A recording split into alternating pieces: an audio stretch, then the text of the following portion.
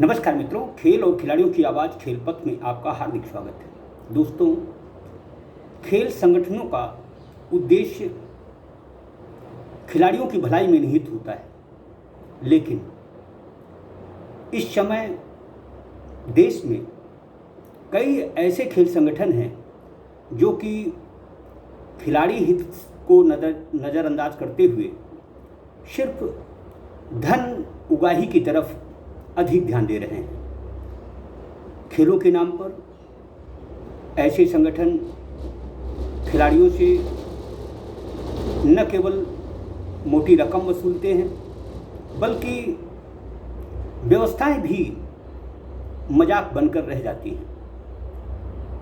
हाल ही एक संगठन द्वारा Noida open national taekwondo championship का आयोजन शहीद Vijay Singh Pathik sports complex greater Noida में किया जा रहा है। ये प्रतियोगिता पूरी तरह से अनलीगल है। हम आपको बता दें कि हाल ही दिल्ली उच्च न्यायालय ने ताइक्वांडो संघ के चुनाव कराने का आदेश दिया है। अदालत का मानना है कि इससे न केवल खिलाड़ियों का नुकसान हो रहा है, बल्कि ताइक्वांडो संगठन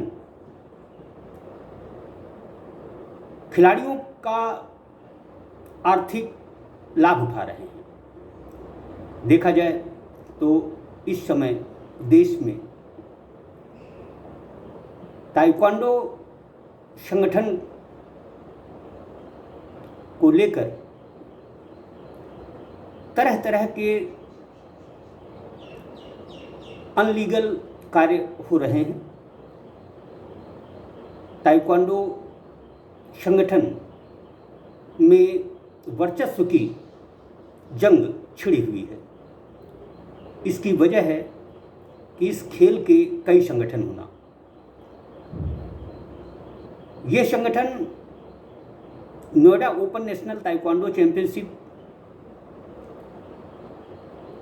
न केवल करा रहा है, बल्कि अपने बैनर पोस्टर में खेलो इंडिया, फिट इंडिया और कई केंद्रीय खेल मंत्रालय की महत्वाकांक्षी खेल योजनाओं के लोगो भी लगाए हुए हैं, जो कि गलत है। हाल ही केंद्रीय खेल मंत्रालय ने school games federation of India के एक धड़े को खेलो इंडिया, फिट इंडिया जैसे लोगों को अपने लेटर हेड से हटाने के आदेश दिए हैं। यानी केंद्रीय खेल मंत्रालय भी मानता है कि देश में कई ऐसे संगठन हैं जिनका भारतीय ओलंपिक संघ और केंद्रीय खेल मंत्रालय से कोई लेना देना नहीं, जबकि ऐसे संगठन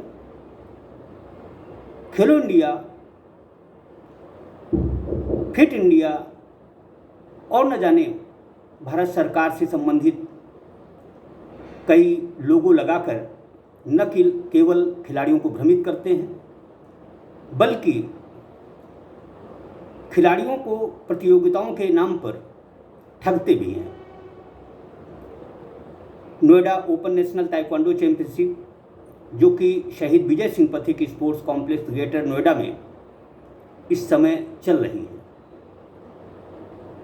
इस संगठन ने भी खिलाड़ियों से 1500 रुपये पंजीयन शुल्क लिया है। अब सवाल ये उठता है कि जब संगठन ही लीगल नहीं है, तो वह ऐसी प्रतियोगिताएं कराकर आखिर खिलाड़ियों का किस तरह और कैसा भला कर रहा है। दरअसल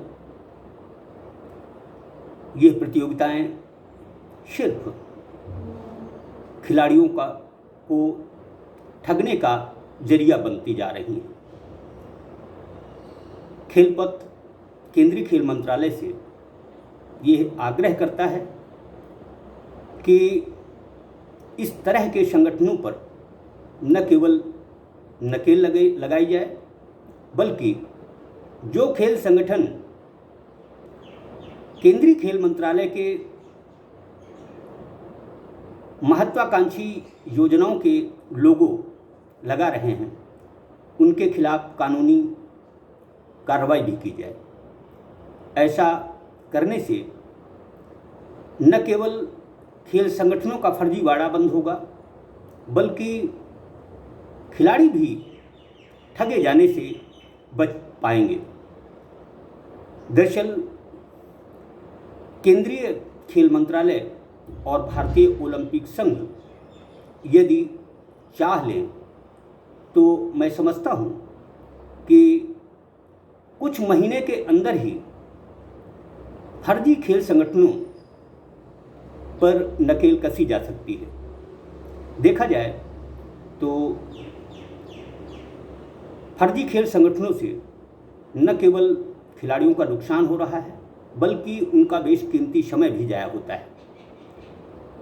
इस समय लगभग 3 दर्जन ऐसे खेल संगठन हैं जो कि केंद्रीय खेल मंत्रालय और भारतीय ओलंपिक संघ से उनका कोई किसी तरह का वास्ता नहीं है।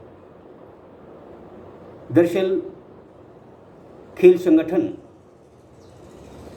खिलाड़ी हित से परे अपनी हनक जमाने का जरिया बनते जा रहे हैं। किसी भी खेल संगठन में इतनी हिम्मत ताकत नहीं है कि वह अपने बलबूते पर एक राज्य स्तरीय प्रतियोगिता भी करा सके। दरअसल खिलाड़ियों से पंजीयन शुल्क के नाम पर जो मोटी रकम वसूली जाती है, वही इन संगठनों के आर्थिक लाभ का संबल बनती है। जो भी हो, खिलाड़ियों के साथ जिस तरह की ठगी हो रही है वह अतिशीघ्र बंद होनी चाहिए। ऐसे संगठनों के खिलाफ वैधानिक कार्रवाई जरूरी है। यदि केंद्रीय खेल मंत्रालय और भारतीय ओलंपिक संघ ऐसे संगठनों को ऐसी प्रतियोगिताएं कराने की छूट देता रहेगा तो यह देश हित और खेल हित में ठीक नहीं होगा। जय हिंद, जय भारत।